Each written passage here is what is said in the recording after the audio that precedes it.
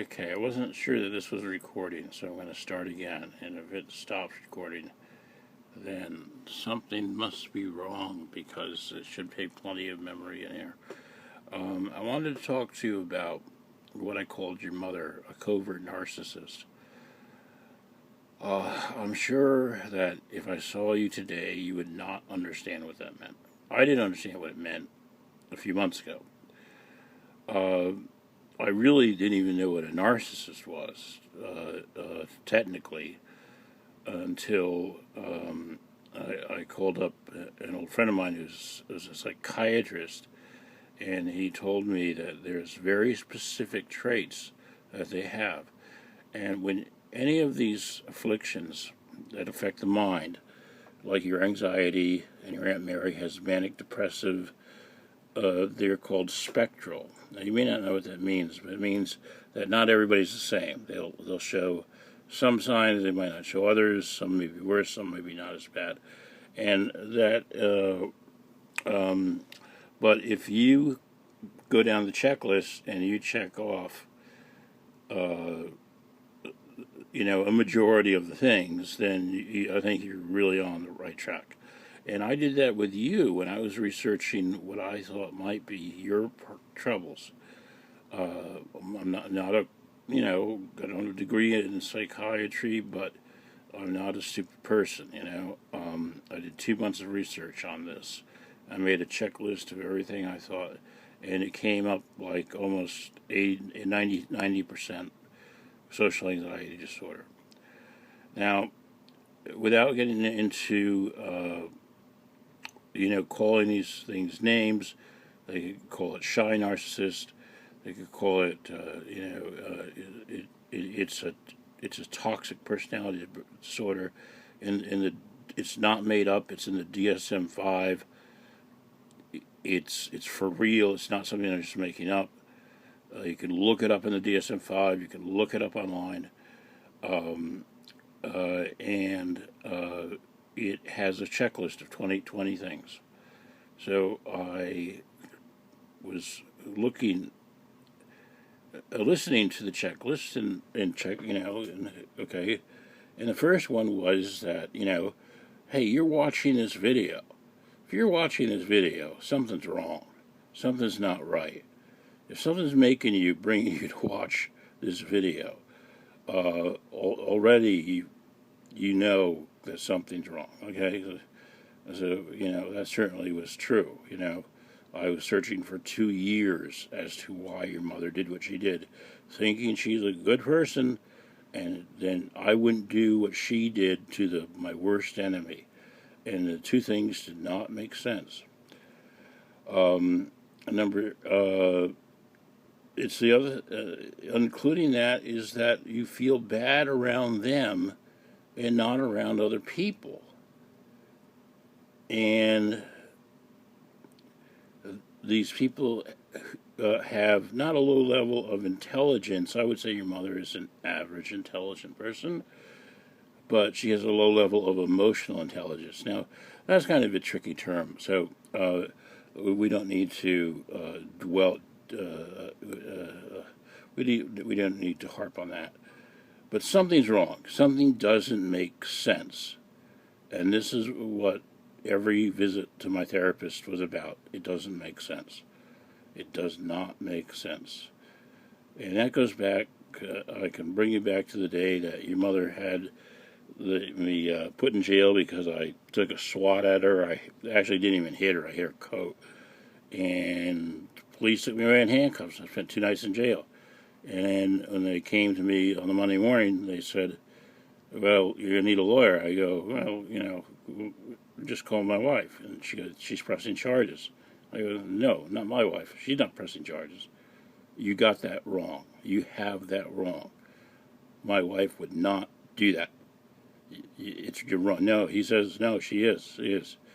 So that was the first time that I ever was shaken cold by something your mother did to me.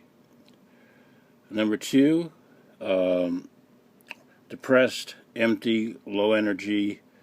She uses cowardly tactics and she's in denial. All right, those are kind of subjective things in a way. But number 3, anxiety, self-doubt, stress, and they seem vulnerable. Okay, they try to gather sympathy.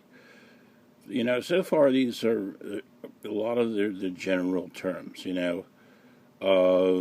Number 4 is grandiose fantasies, but fears of criticism. Now, in the DSM-5, covert narcissism or narcissism is a cluster B type of disorder, and what you have is cluster C type of disorder, the anxiety disorder. This is all very specific. This is all well known. Not to the average person maybe, but to psychiatrists and things like that. Grandiose fantasies, fears of criticism. Okay, I don't know about grandiose fantasies. No, projected self-image is false. Okay, a real narcissist, an overt narcissist, doesn't. They think their self-image is not false. That's what you think of a narcissist as. But a covert narcissist is the exact opposite. They have a false sense of who they are. So, number 5, known projected self. Okay, 6, extremely self-entitled, no empathy, but feel not good enough. Okay, all right. So far through 6, I'm not blown away. The 7 through 20, I started to literally have to change my underwear. 7, arrogant, never apologized. I have never heard your mother apologize for anything in all the time I've ever known her. And I have told that to so many people and all my therapists and everyone so many times that I thought that was very peculiar. All right? She's not confident, and she's depressed and self-pity, okay? Number 8 is that these type of people can appear good as gold. They can even be pillars of their community. This is why when you tell somebody about this, it's hard, because it's hard for them to believe you that this person would do anything bad. And if Lori's family's listening, this is one of the most one of the most salient of the 20 things that the most powerful of the 20 things that you have to get your head around is that that they're the type of person that you would not think that would do as horrible things and as immoral things as she done. I wouldn't believe it, and it's a tough. It makes it. That's why it makes it so effective. Number 8, they can be good as gold. The same thing. Okay, it's the same as 7, really. 9, guilt tripping. Oh my God, your mother guilt tripped me for. When I read this, it not only explained the last 2 years, it explained the entire time I knew her. She would always guilt trip me over everything, okay? 10, self-centered, stubborn.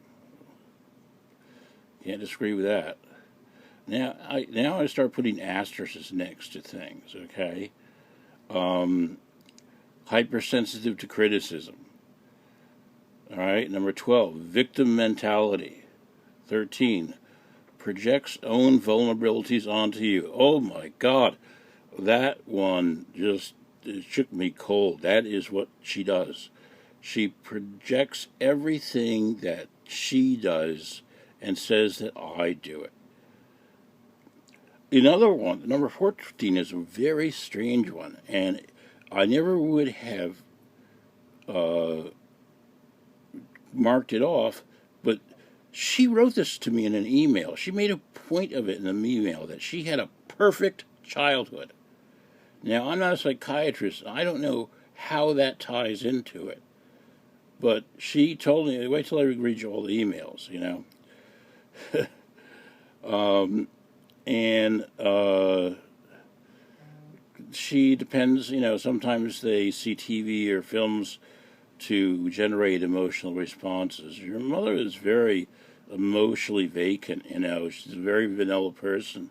She did not express, I express my emotions on my sleeve. I'm a type A personality. If I'm happy, everybody knows it. If I'm angry, everybody knows it. I have the extreme of emotions. Your mother bottled everything up inside, and that is not a good thing. All right. Flip to rage or cold rage. Well, we can see that in the last 2 emails she sent. That she can be nice, and then she can all of a sudden be extremely vicious. Cruel. Cruel would be the word I would use. All right. Number 16, dysfunctional. I don't know if that fits. I don't think your mother's dysfunctional. She goes to work, she has a job, she has to raise you. That, you have to be pretty functional to do that. All right. But like I said, not all the boxes are going to be ticked. All right. Depression, drones on about past items. Oh my God. She never stops. She never stops talking about things I did 2 years ago, 5 years ago. I mean, it just never stops, all right? 18, feel underappreciated. I'm sure she does. She could, I'm not her, so, but I get that feeling. Number 19 is a huge one. And I want to spend, I could spend a ton of time on this. And it's one word, lying. Your mother is a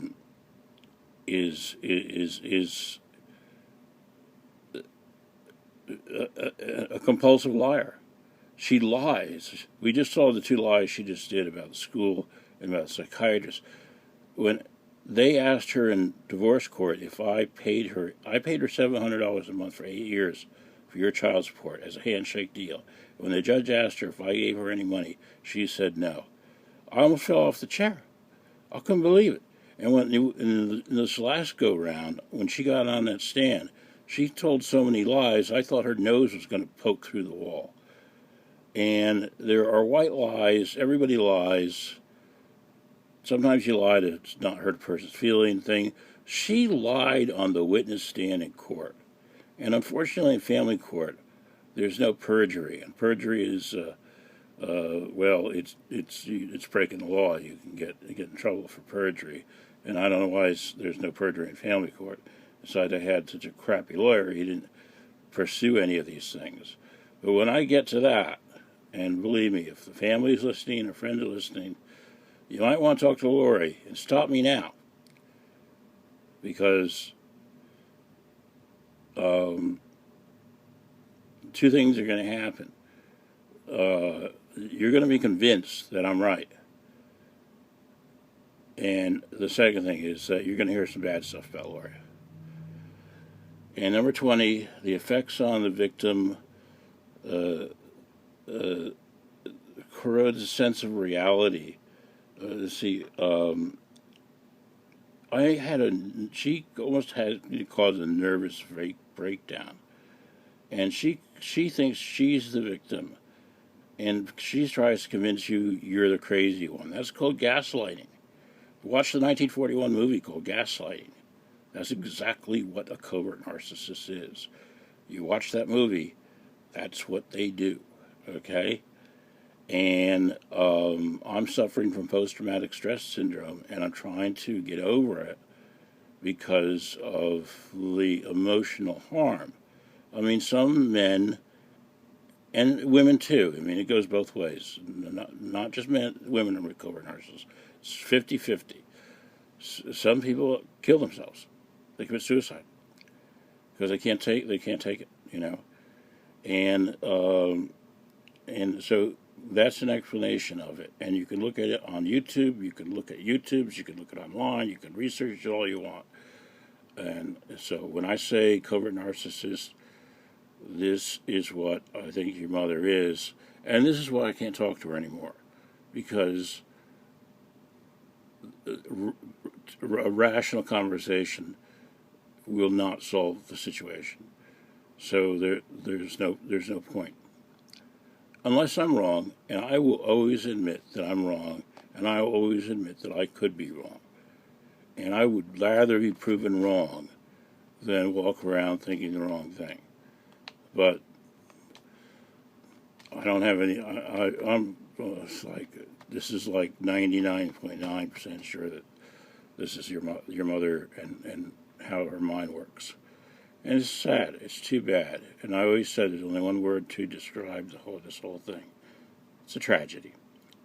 I love you so much, and I'm convinced that one day I will see you again. I hope I do. And we'll see where we go with the next video, because the next video may start back at December of 2015. And we will tell the story as it happened.